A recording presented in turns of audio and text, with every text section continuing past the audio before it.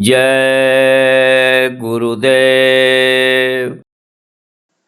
स्वामी हमें न बिसारिए, चाहे लाख लोग मिल जाएं, हम साया आपको बहुत हैं, आप सा हमको नाय। हम साया आपको बहुत हैं, आप सा हमको नाय।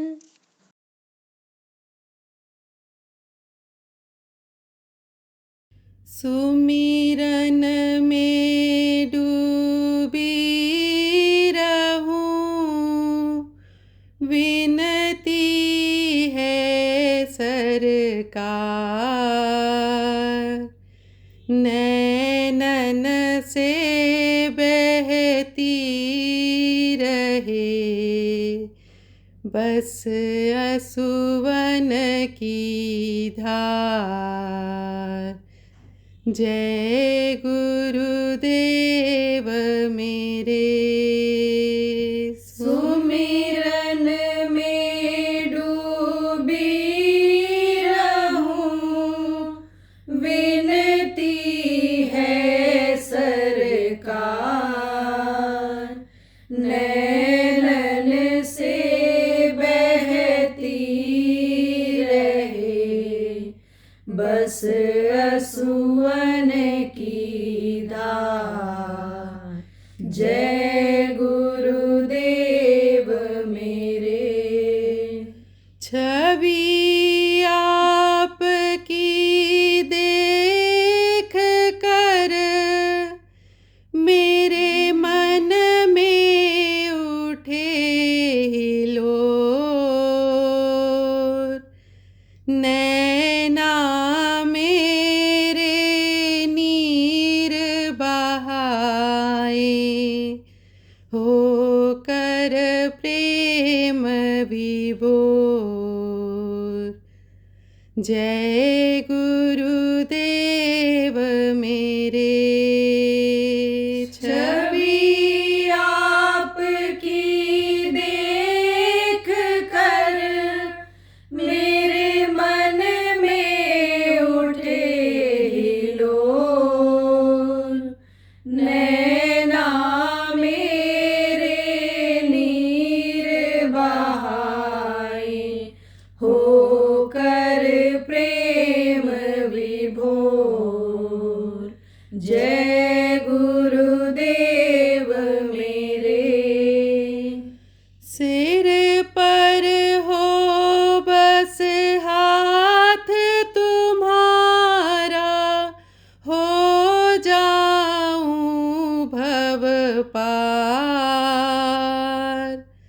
नैनन से बहती रहे बस असुवन की धार। जय गुरुदेव मेरे। सिर पर हो बस हाथ तुम्हारा, हो जाऊं भव पार। नैनन से बहती रहे बस असुवन की धार। जय गुरुदेव मेरे। इन नैनों में बसे रहो प्रभु तुम आठों याम। नैनन से बहती रहे बस असुवन की धार। जय गुरुदेव मेरे। इन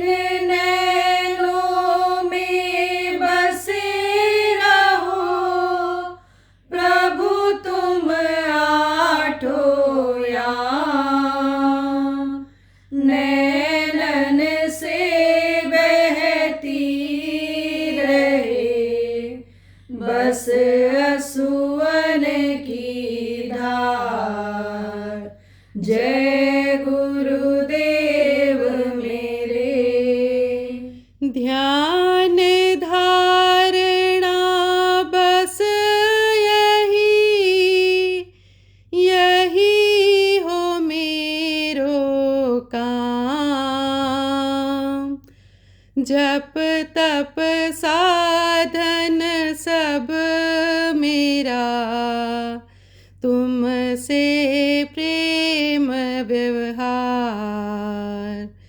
जय गुरुदेव मेरे। ध्यान धारणा बस यही हो मेरो काम। जप तप साधन सब मेरा, तुमसे प्रेम व्यवहार। जय गुरुदेव मेरे। जीवन में बस आपका मुझको रहे सहारा।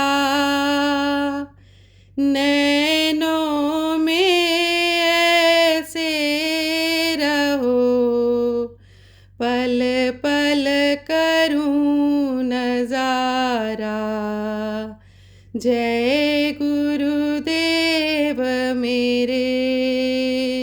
जीवन में बस आपका मुझको रहे सहारा। नैनों में ऐसे रहो, पल पल करूं नजारा। जय गुरुदेव मेरे। चरण धूल माथे धरूं, जीवन लेऊं सवार। नैनों से बहती रहे बस असुवन की धार। जय गुरुदेव मेरे। चरण धूल माथे धरूं, जीवन लेऊं सवार। नैनन से बहती रहे बस असुवन की धार। जय गुरुदेव मेरे। सुमिरन में डूबी रहूं, विनती है सरकार। नैनन से बहती रहे बस असुवन की धार। जय गुरुदेव मेरे। जय गुरुदेव। जय गुरुदेव।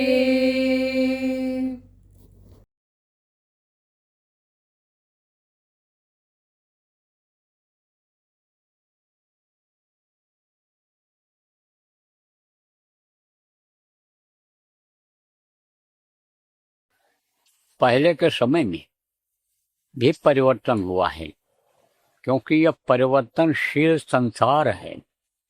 यहाँ बदलाव होता रहता है, पल पल में बदलाव होता है। आप ये समझो कि जो समय इस समय हुआ है, 1 सेकंड के बाद वो समय नहीं रहेगा। आप ये समझो जो मिनट हो जाता है, वो मिनट फिर 24 घंटे के बाद आता है, जब इसका चक्र पूरा होता है। सतयुग त्रेता द्वापर का जैसे चक्र हुआ है, ये चक्र जब पूरा होता है तब समझो वो समय आता है। अब बरसात है, अब बरसात जब ये चक्र पूरा हो जाएगा, बरसात के बाद ठंडी आएगी, ठंडी के बाद गर्मी आएगी और फिर बरसात होगी। तो परिवर्तन पल पल होता रहता है। तो यह परिवर्तनशील संसार है। तो रहे हैं त्रेता में कौन? सुर और असुर, देवता और राक्षस आप ही समझो हमेशा रहे हैं। अब वही देवता और राक्षस, सुर और असुर में जब लड़ाई हुई थी, यह सब बनाए गए थे, सुर और असुर। सुर किसको कहते हैं? देवता को, तो देवलोक है, और असुरों का भी लोक है। अब असुर जो थे वो बलवान थे, ताकतवर थे। जैसे कोई बुद्धिमान हो, पढ़ा लिखा हो, और कोई पहलवान हो, तो पढ़ाई काम आती है। जब वो मारने दौड़ता है तब वो कोई विद्या उस समय काम नहीं आती है। जब हमला करता है, कोई लठ लेकर निकल पड़ा, तो बंदूक रिवॉल्वर जब तक निकालोगे तब तक लठ से मार के गिरा देगा। तो हमला कर दिया उन्होंने। किसने हमला किया? असुरों ने। असुरों ने हमला किया तो अब ये हुआ कि हमारा राज्य चला जाएगा। जब कहा कि राज्य चला जाएगा तो भाग करके गए। कहाँ गए? भाग करके गए देवताओं के पास। जो देवताओं के माने राजा थे वो भाग करके गए किसके पास? ब्रह्मा, विष्णु, महेश, ये त्रिदेव कहे जाती है। त्रिदेव, तीन देव ये कहलाती। तीन देव रक्षा करें, ब्रह्मा, विष्णु, महेश कहते हैं ना। तो इनके पास गए। अब इन लोगों के समझ में नहीं आवे कि भाई बतावें तो क्या बतावें। तब ब्रह्मदेव ने बताया, कहा देखो दधीच हैं, दधीच अगर अपनी हड्डी का दान दे दें और उससे वज्र बने, उससे तीर बने, तो वही इनको मार सकता है। क्योंकि ब्रह्म ज्ञान उन्हीं को है और उन्हीं के अंदर ब्रह्म की शक्ति है। हमारी शक्ति उन्हीं के अंदर इस समय पर है। देखो शरीर यही रहता है। जैसे हम आप यहाँ हैं, हम आप 5 तत्वों के यानी समझो शरीर में हैं। जल, पृथ्वी, अग्नि, वायु और आकाश के शरीर में हैं। ऐसे देवता भी हैं 17 तत्वों के लिंग शरीर में वो भी रहते हैं। तो आप शरीर को नष्ट करने के लिए आप ये समझो कि वो ताकत होनी चाहिए। ताकत इसी शरीर में आती है। देवताओं के अंदर भी ताकत ऊपर से आती है और उनकी ताकत इस शरीर में आती है। शब्द की ताकत जो ऊपर सबसे ऊपर है, प्रभु के मुंह से निकलती है, वो इस शरीर में आती है। शरीर में ही आती है ताकत। तो ये जो देवी देवता हैं, इनसे ऊपर लोक हैं, इनके माँ का लोक, इनके पिता को लोक, और उनसे ऊपर ब्रह्मलोक है। तो वो ब्रह्म ज्ञानी थे, इनसे भी ऊपर निकल गए थे, तो वो शक्ति उनमें आ गई। और शक्ति जब आती है, ताकत आती है, तो किस में आती है? शरीर के सारे अंगों में आती है। सारे अंग में आती है ताकत। आप ये देखो, तो उसी से पता चल जाता है आंखों से कि ये दुष्ट है। चाल ढाल से पता चल जाता है ये दुष्ट है। और सज्जनों के जाल ढाल से, बोली बानी से, आंखों से पता चल जाता है कि यह सज्जन है।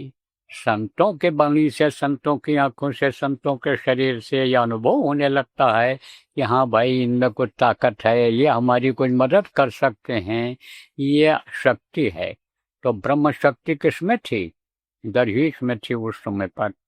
और हड्डी हड्डी में, जैसे मैंने आपको बताया, ताकत है।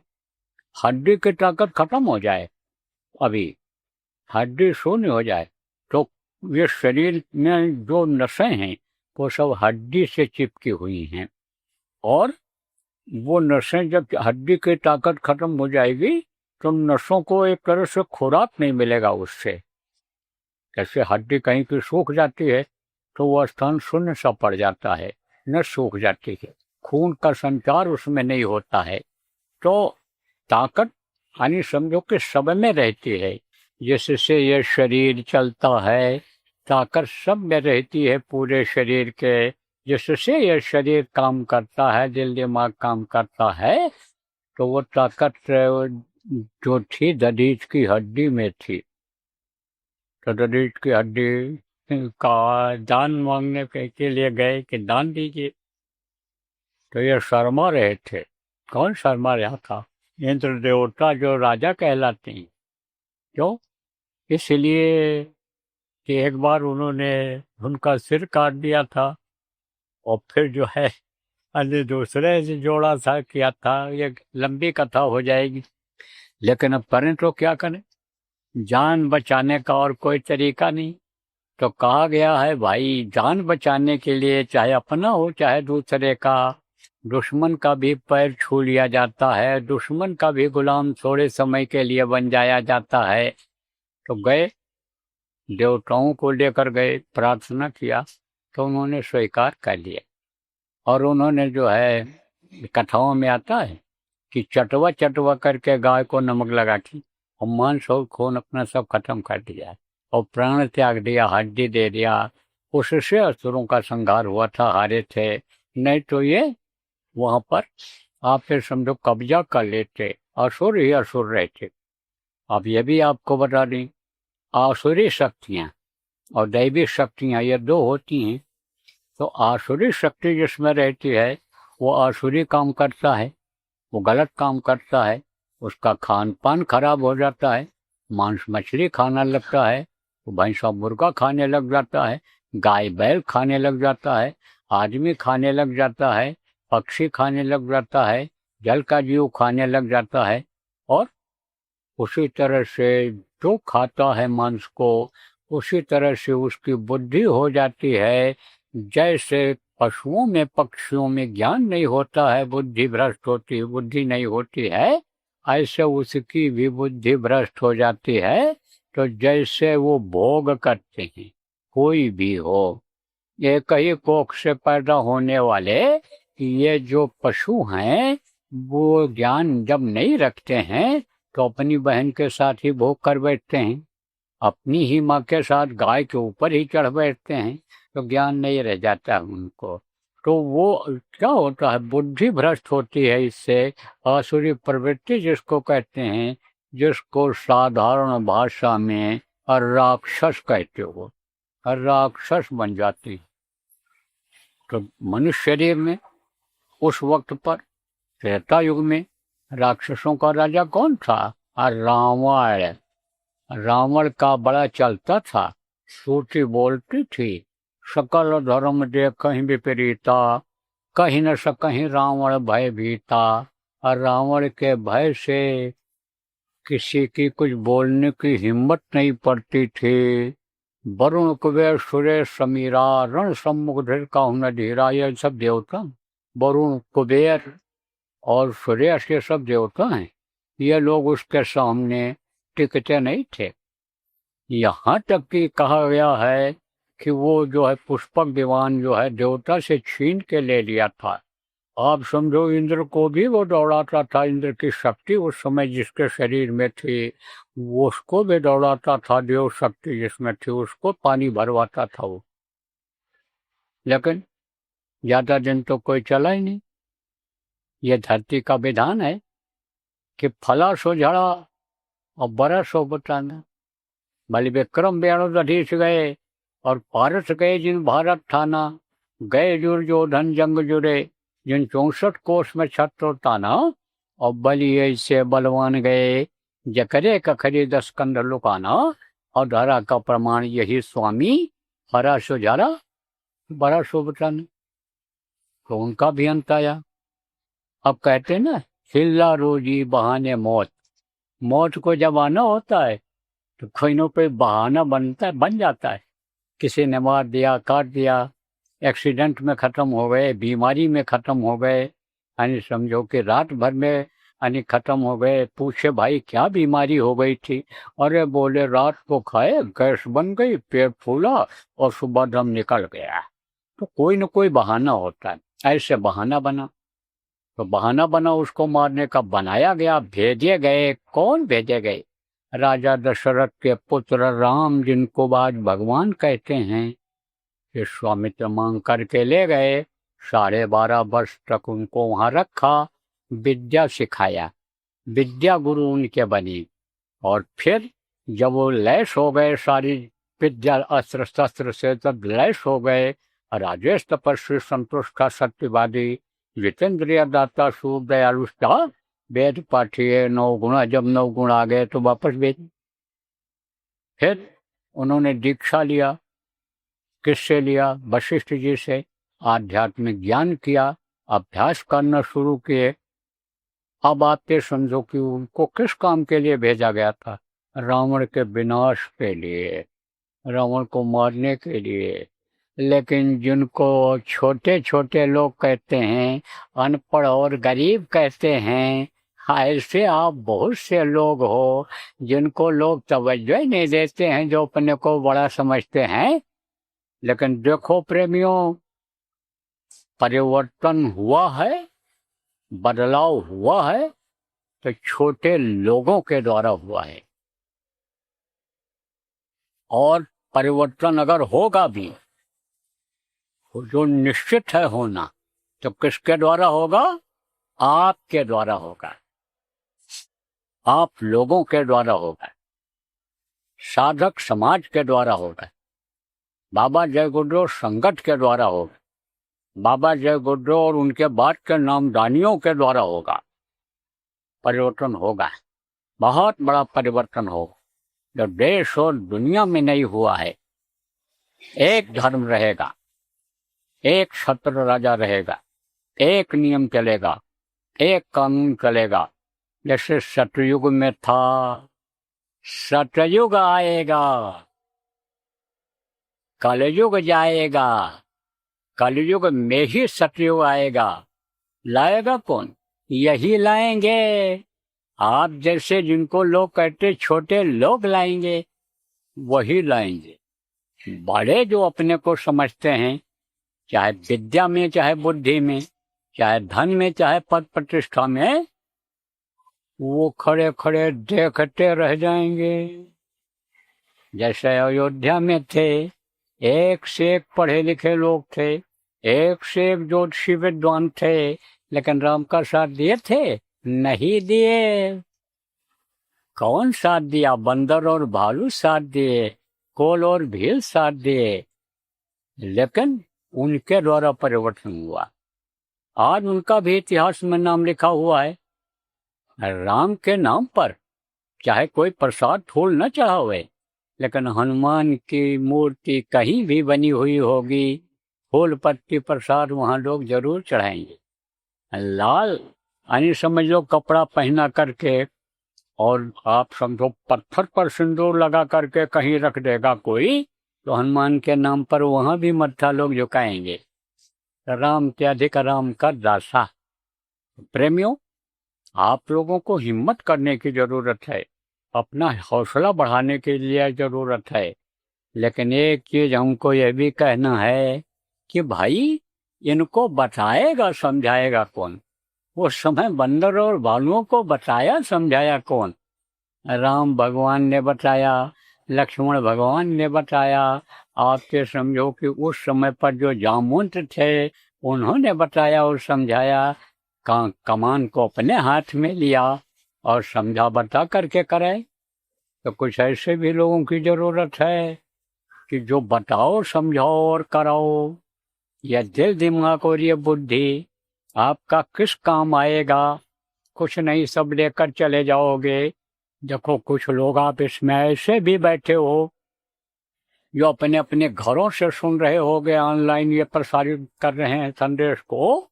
ऐसे भी हो कि जिनके ऊपर गुरु महाराज की बहुत बड़ी दया मिली है। आपके माता पिता जाते रहे, गुरु महाराज से आपके बुद्धि विवेक के लिए दया मांगते रहे, नौकरी चाकरी के लिए, धन व्यापार के लिए दया मांगते रहे, तो वो उनका मांगना और आप ये समझो कि गुरु महाराज का देना, यह आपके लिए फलदायी हो रहा है। मोटे बात आप ये समझो कि गरीब से गरीब आदमी मोटर कारों पर चलने लग गया, अच्छा कपड़ा पहनने लग गया। जिसके पास 10 था, उसके पास 100 हो गया, 100 के पास था 1000 हो गया, 1000 वाले का लाख हो गया, लाख वाले के पास करोड़ हो गए। कितने गुरु महाराज के नामदानी करोड़पति बन गए। आप जो समझे प्रभुता पर चाहिए, अगर उसमें फंसोगे आप तो चली जाएगी ये माया। माया का सिद्धांत क्या है? खावत खर्चत मुक्ति दे और संचित नरक द्वार। माया छाया एक सी, बेरला जाने कोई और भगता के पीछे फिरे, सन्मुख भागत सुन। इसका सिद्धांत यह है कि अगर इकट्ठा करोगे, किसी दिन गलत ढंग से पैसा आ गया तो वही बुद्धि खराब कर देगा, मार दोगे, काट दोगे, कत्ल कर दोगे, बस वो सब चला जाएगा। और कमाने की कोशिश करोगे कि लाख का करोड़ हो जाए, करोड़ का अरब खरब हो जाए, अरब खरब है तो कुबेर का खजाना हमें मिल जाए, तो पता चला छापा मारा, सब ले गए, डकैत आए, सब ले गए दीवार पर दिखा करके। तो ये समझो कि इकट्ठा करने से ही जान का खतरा पैदा होता है। तो अच्छी जगह पर लगाओ, गलत जगह लगाओगे तो पाप लगेगा और नरक जाओगे। अच्छी जगह पर लगाओगे तो यही लक्ष्मी बढ़ती चली जाएंगी। अब मोटे तौर से आपको बता दें, गुरु महाराज को लोग सेवा देते थे, कोई कार्यक्रम हो उसकी सेवा देते थे, कार्यक्रम में लग जाते थे। तो गुरु महाराज रखते थे किसी का? महात्मा कर्जा नहीं रखते हैं। जो महात्माओं के काम में मदद करता है उसको 1 का 10 गुना वापस कर देते हैं। तो प्रेमियों, आप इस बात को समझो। तो उन्होंने जो है क्या किया, मार्गदर्शन किया था। वो सेना 11 सोनी द्वापर में, उसके सामने कोई टिक पाते थोड़े लोग, लेकिन उनका मार्गदर्शन किसने किया, कृष्ण ने किया। तो उन्होंने 11 छोड़ी सेना को 18 दिन के अंदर महाभारत में खत्म करा। और जब यह था कि अब पांडव और पांडव की सेना खत्म हो जाएगी, ये खत्म हो जाएंगे, तो पांडव के साथ कुछ बच भी गए और पांडव सब बच गए। तो प्रेमियों, अब इस समय पर इस चीज की जरूरत है। तो देखो, इतना सुनने के बाद अब आप कहोगे भाई हम क्या सेवा करें, कैसे सेवा करें, सत्संग कैसे सुने? तो सत्संग का संकल्प बनाया जाता है। और सत्संग देखो, पहले एक जगह पर ही ज्यादातर होता था, लेकिन अब क्षेत्र बहुत बढ़ गया और अत्याचार पापाचार भी बहुत बढ़ गया। लोगों के कर्म खराब हो गए तो ये सत्संगों में पहुंच नहीं पाते हैं। मोह माया बहुत बढ़ गया तो ये पहुंच नहीं पाते हैं। तो देखो, कुछ समय से अभी दौरा संत ज्यादातर करते हैं। नानक जी के समय से ही देखो दौरा शुरू किया। नानक जी ने बहुत दौरा किया और बहुत जगहों पर बनाया। आप समझो, यानी जो ये मिशन बढ़ रही है इस समय, चाहे राधा स्वामी का हो और चाहे उनका हो, चाहे ये जैन धर्म चलाने वालों का हो, चाहे ये बुद्ध धर्म चलाने वालों का हो, उनके जो मार्गदर्शक थे, गुरु थे, बहुत मेहनत किए थे। तो गुरु महाराज भी जगह जगह सत्संग सुनाने के लिए जाते थे कि सब सुन लें, सब समझ लें, सब चेत जाएं। जो जीवात्मा सोई पड़ी है, जो धन मोह माया में ये फंसे हैं, सोए हुए हैं, इनको समझाया जाए, उससे थोड़ी ढिलाई दी जाए। तो जगह जगह सत्संग होता रहता है, तो सत्संग में जाना चाहिए। तो यह बात आपके समझ में आ गई। सेवा का आप करते ही हो, सत्संग भी सुनते हो बहुत लोग। मैं तो देखता हूँ बहुत लोग सुनते हैं। मैं तो ये भी देखता हूँ कि आपके मुंबई के कुछ लोग ऐसे भी, कहीं भी मैं रहूं, विदेश में अगर चला गया तो वहां पर कहते हैं अब हम कैसे पहुंच पाएंगे, वीजा नहीं है, कोई कहता पासपोर्ट ही नहीं बना, कोई कहता डेट एक्सपायर कर गया पासपोर्ट का, तो हमारा मान लिया जाए। इतनी लगन है, इतना तारीख याद रहता है, पूर्णिमा को आने का, त्रयोदशी को आने का इतना याद रहता है। जैसे त्रयोदशी और पूर्णिमा को आप भंडारा करते हो, सत्संग करते हो, नाम भजनी करते हो, साधना शिविर लगाते हो, ऐसे पूर्णिमा को याद रखते हैं।